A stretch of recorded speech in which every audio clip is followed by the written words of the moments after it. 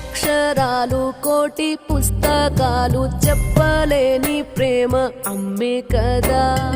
అంతం లేని సొంతం పంతం లేని బంధం స్వార్థం లేని రూపం అమ్మే కదా.